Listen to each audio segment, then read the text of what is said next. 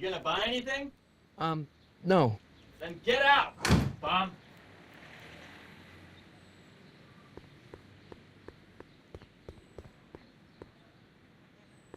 I wonder who really burned down the speakeasy.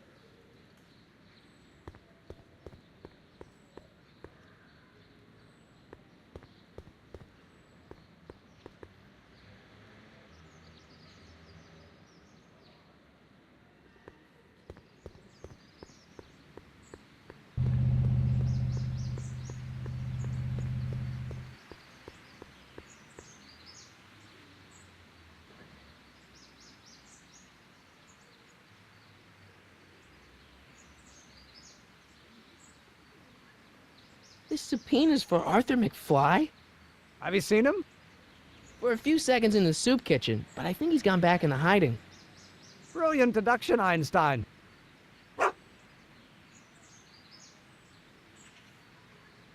What do you know about Arthur McFly? Certified accountant. Graduated Hill Valley 5 classes ahead of me. Seems like a nice fellow, actually. How did he get mixed up with a guy like Kid Tannen? Who knows? Sometimes people find themselves stuck in situations they can't get out of.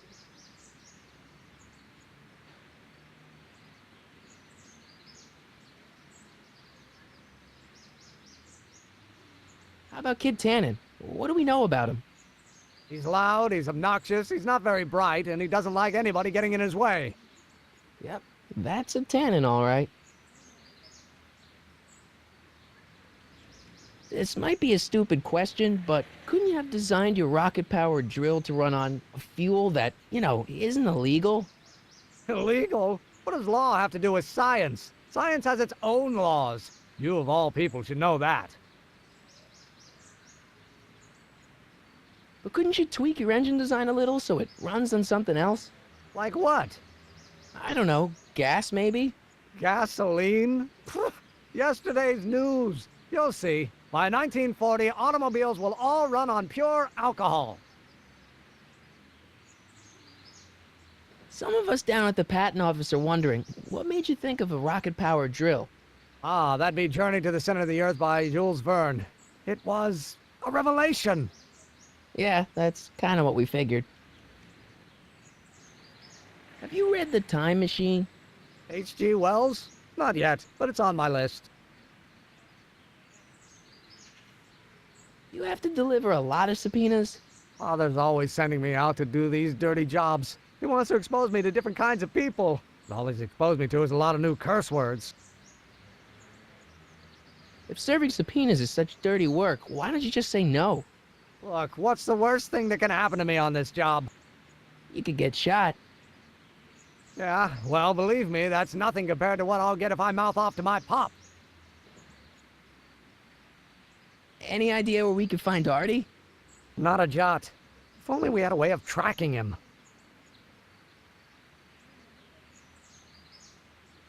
We'll get that subpoena delivered, or my name isn't... Harry Callahan! Yeah.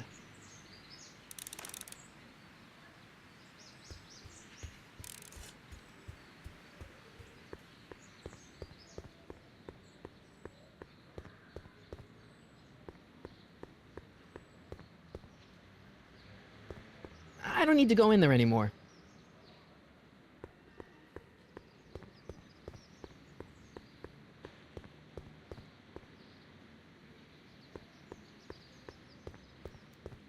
I'm not so sure I want to stay in a place that welcomes transients.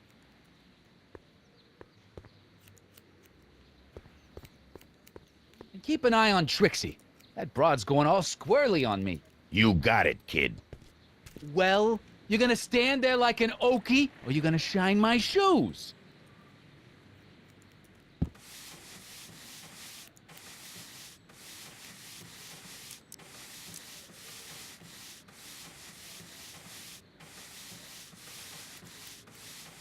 I'm looking for a guy named Arthur McFly. He's my, sort of a relative. Well, he's my employee. He's very busy today. So when do you think Arthur will be leaving the office? When I tell him he can leave the office. Hey, you missed a spot.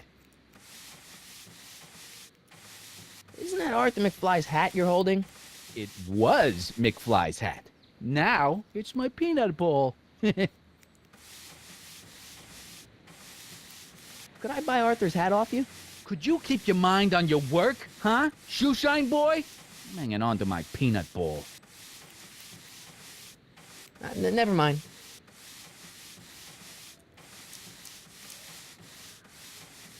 I guess you won't talk about your business. Why not? I got nothing to hide. I recently acquired controlling interest in the Sisters of Mercy soup kitchen. Isn't a soup kitchen an odd line of business for a guy like you? I like soup. Plus, I got a heart as big as all outdoors. Buff a little harder. I want to see myself in the toes. How come you won't let the Stay Sober Society hold their meeting in the cellar of your soup kitchen? We got other plans for that cellar, and it don't necessarily involve staying sober.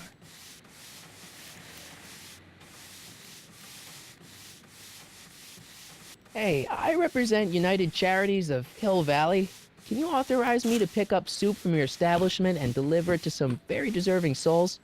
Nah, that Strickland dame's got the charity racket pretty much locked up. No point in giving her competition. Edna Strickland thinks your soup kitchen might not be on the up and up. That dame gets on my nerves. Got a great pair of gams, though.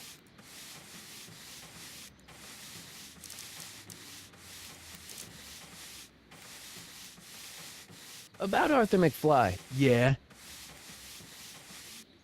Since you're Arthur's boss, you know where he is, right? He's at the, office. Where's the office? I forget. So, one more thing about that hat. You're testing my patience, boy. Can I have some peanuts? Why not?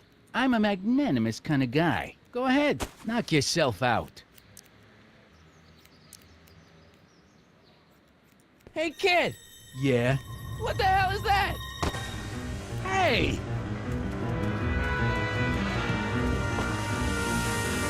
What did you do?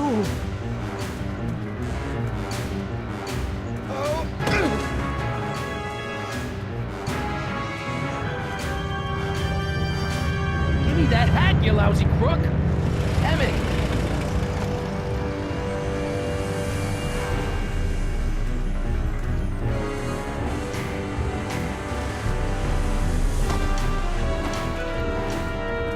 Emmett!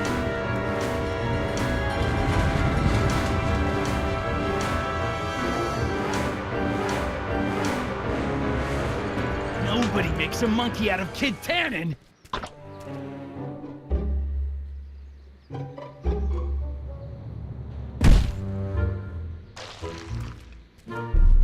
Ow! Fix me up!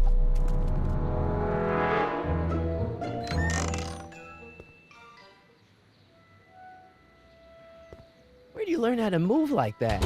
Sandlot football. They used to call me the Streak. Get out!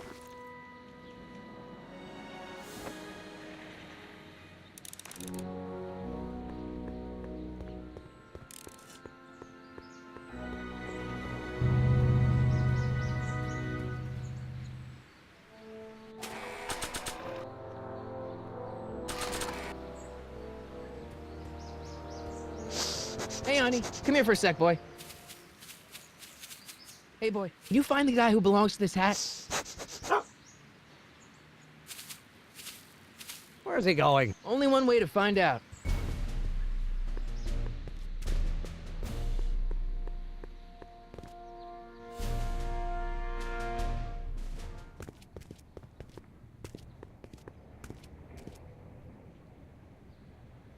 Huh, deja vu.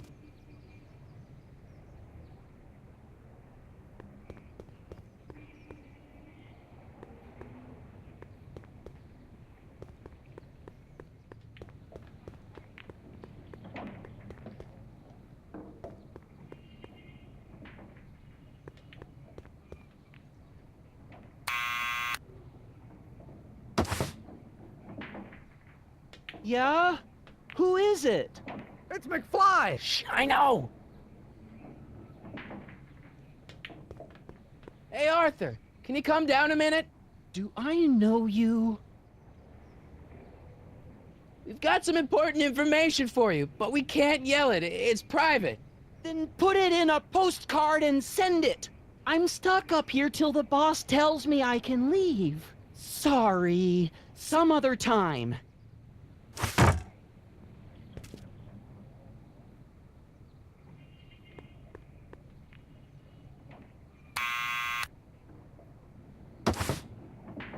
What now?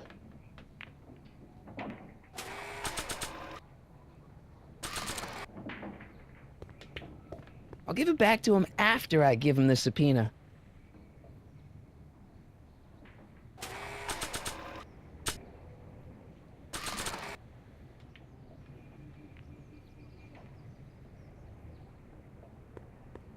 Need any help?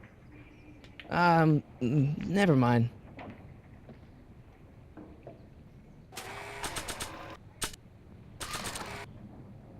Someone's playing tricks on me.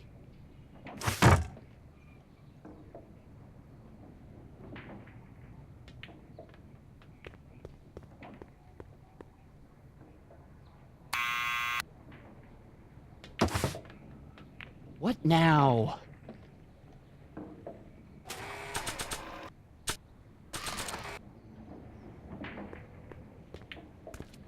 What do you think you're doing? I'm throwing the subpoena. You can't do that. You have to hand it to him.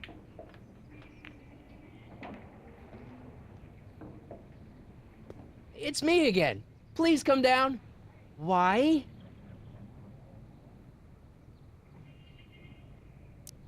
We've got something for you. It's a A subscription to the Accountant Weekly.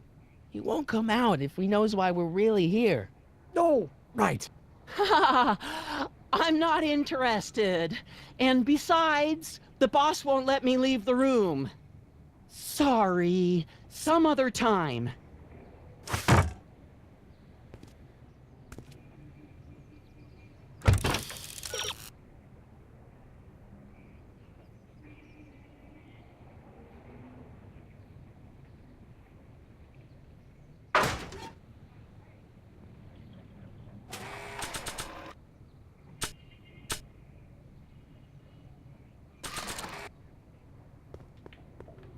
Nah.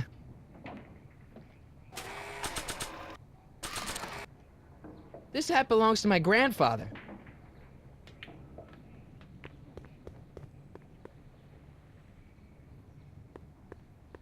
Thanks for bringing us here, boy. We'll take it from here.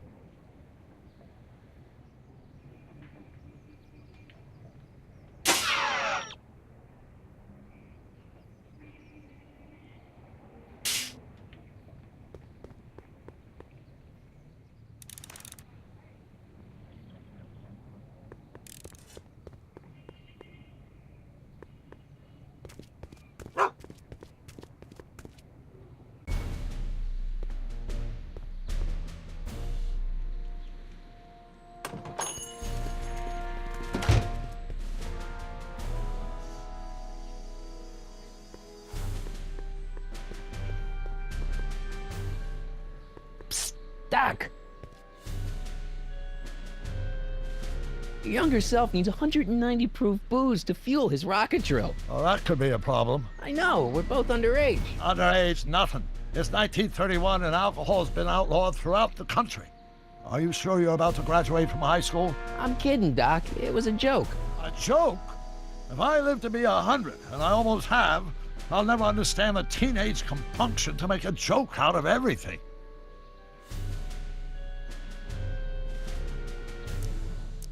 Guess who I bumped into at the soup kitchen? My grandfather.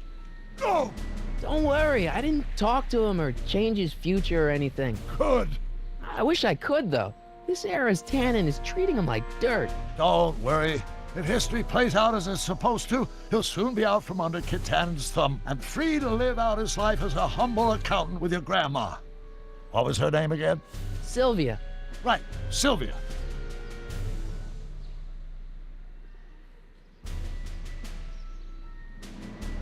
I know this really isn't the right time or place, but I found your notebook. Ah, so that's where I left it. Why'd you bring it here? Because the bank's selling off all your stuff. They can't do that. That's what I keep trying to tell them. Well, you hold on to it for safekeeping. We'll deal with my financial situation in 1986 after we save me from a grisly death in 1931. What do you know about Edna Strickland? Edna, we never really socialized when I was younger. She was a few years older than me, and we traveled in different socioeconomic circles. Why do you ask? She thinks you're a hero for burning down that speakeasy. She's doing a story on you. A story? Oh, yes, now I remember.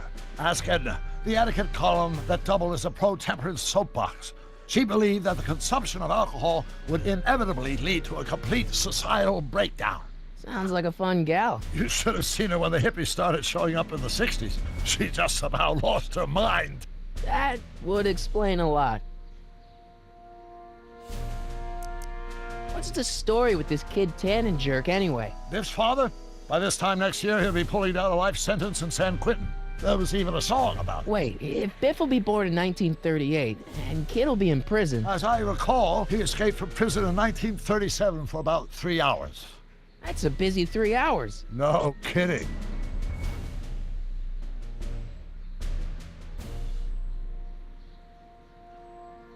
How'd you wind up in jail in 1931 anyway?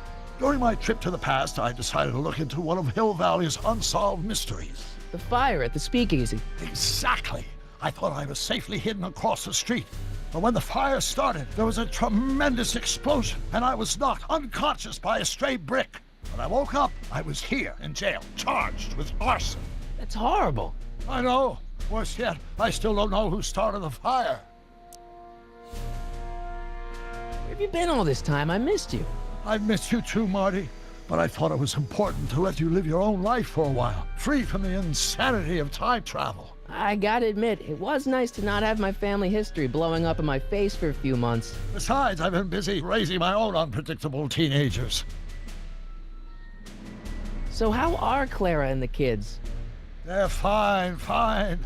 Right now we're trying to decide where to send Jules and Vern to college. Clara prefers the 2020s, but I'm partial to the 1960s. We're planning on visiting you and Jennifer in 2011 soon. Me and Jennifer? In 2011? Oh, forget I said anything. Where'd the DeLorean come from? The last time I saw it had been smashed to pieces by a train. It's a fantastic story. Do you remember when the DeLorean got struck by lightning in 1955? Yeah? Unbeknownst to either of us, the lightning produced a temporal duplicate of the time machine, one that was tossed 70 years into the future. What? I found out about it during a trip to 2025 and recovered it just in time to stop Griff Tannen from vandalizing the time stream. Heavy. So that DeLorean... It's for all intents and purposes the exact same machine as the original. Plus or minus little bells and whistles I've added over the years, of course. So, what were you doing in 1931 anyway?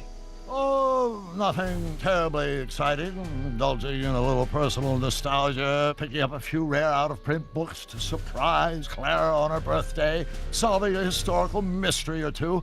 The usual. The usual? You lead a pretty unusual life, Doc. It's an unusual universe, Marty.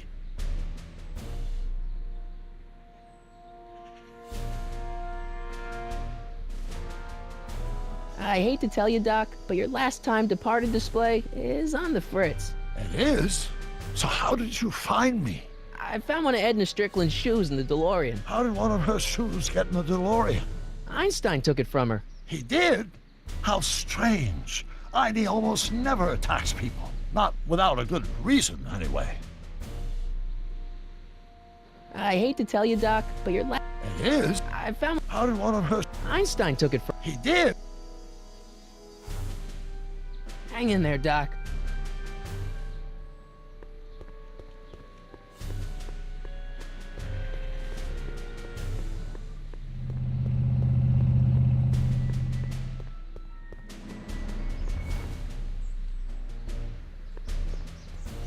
Hey, Miss Strickland.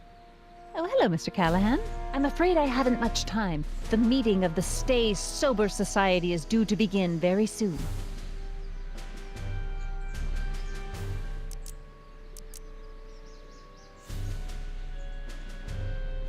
As a matter of fact, I do know a local charity that's running low on soup.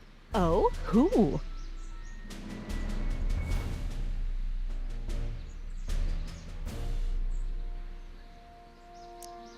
Never mind, I'm wrong. The pool hall isn't a charity.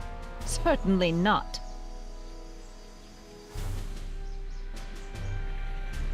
I got a book.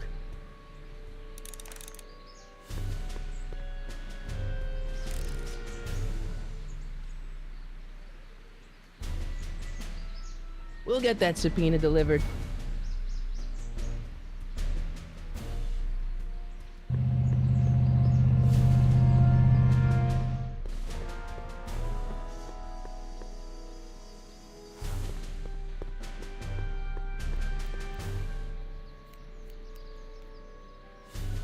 Well, well, look who's back. They say rats always return to the scene of the sinking ship. Get 'em, Matches.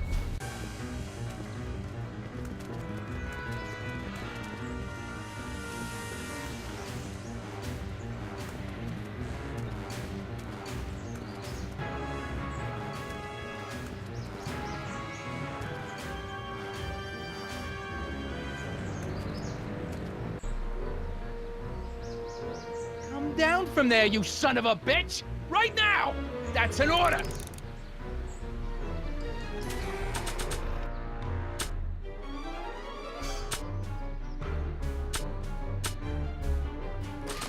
Don't make me angry, Smucko! Get...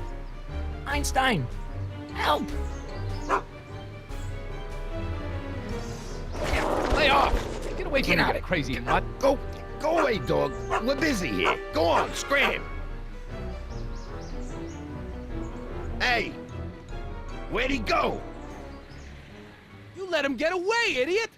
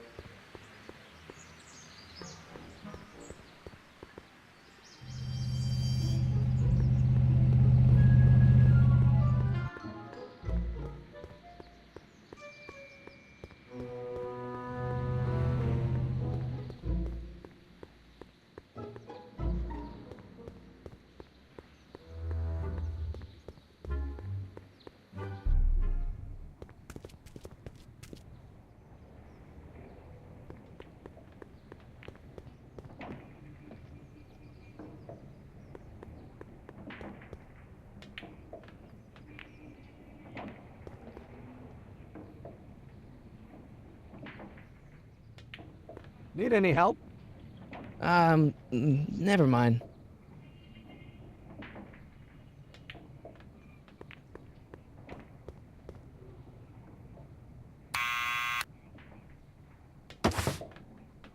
What now?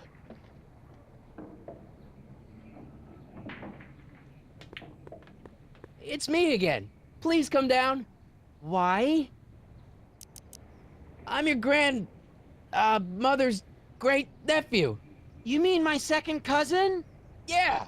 Glad to know you, but I can't leave this building till the boss says so. He's given strict orders. Sorry. Some other time.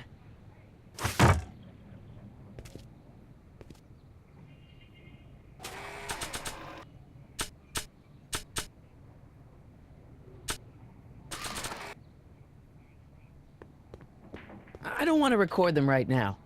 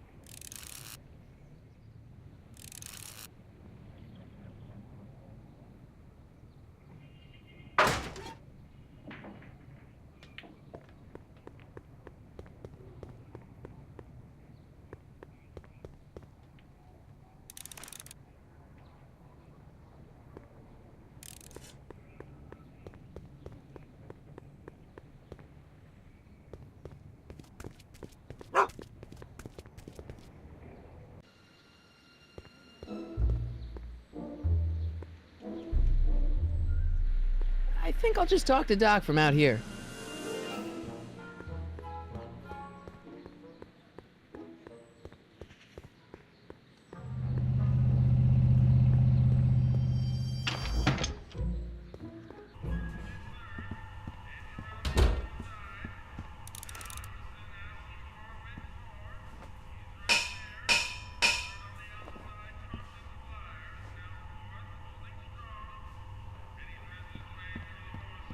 What about those barrels?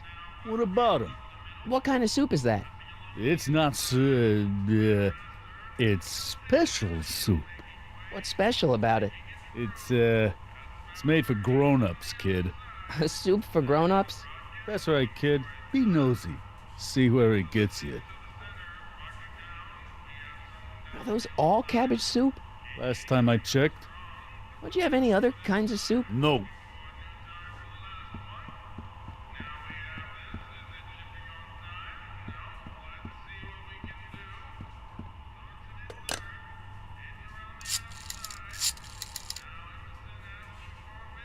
Brown residents.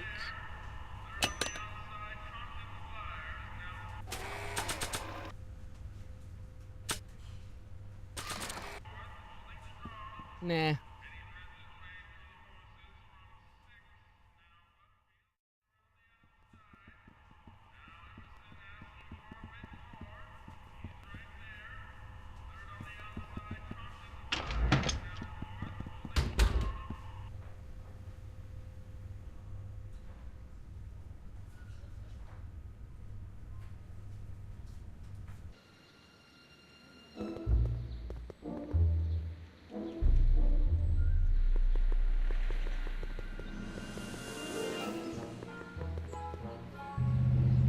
Hey, Miss Strickland. Oh, hello, Mr. Callahan. I'm afraid I haven't much time. The meeting of the Stay Sober Society is due to begin very soon. I know a place where the Stay Sober Society can meet. Oh? Where? The Brown residence. You mean Judge Brown's place? Yeah, I happen to be good friends with his son Emmett, and he's told me the judge would love to lend his place out for, good causes like yours. Really? Why, that's the most generous, public-spirited offer I've received in a month of Sundays. Please tell your friend Emmett we accept.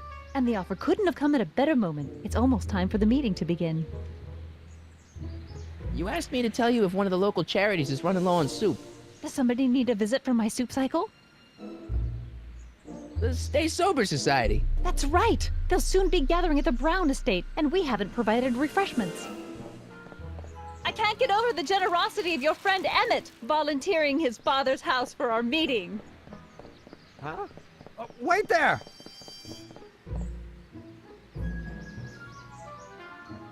Harry! What in the name of Thomas Alva Edison do you think you're doing? Don't you get it? You need alcohol to run your drill, right? Those bootleggers at the soup kitchen won't let us get our hands on any of their hooch. But we can get Miss Strickland to pick it up for us and deliver it right to your door. No, out of the question. Why? I can't just let strangers invade my parents' house. What do we know about these people? They're sober. It says so right in the name. Well, okay, but Pop needs his peace and quiet at the end of the day. This meeting is sure to be too noisy for him. They'll be quiet. You'll be quiet, right? Oh, yes! I play my tambourine very softly. You hear that? Yes, but But what? it's still impossible. But think of the Stay Sober Society. What'll happen to them? They can all fall off the wagon for all I care. But I promised Miss Strickland. It means so much to her. The answer is still no. Okay, forget the whole thing. We don't have to test your rocket-powered drill tonight. We don't? No, I'll take the train back to Washington and I'll tell the folks at the office to give the patent to Dr. McCoy. Wait!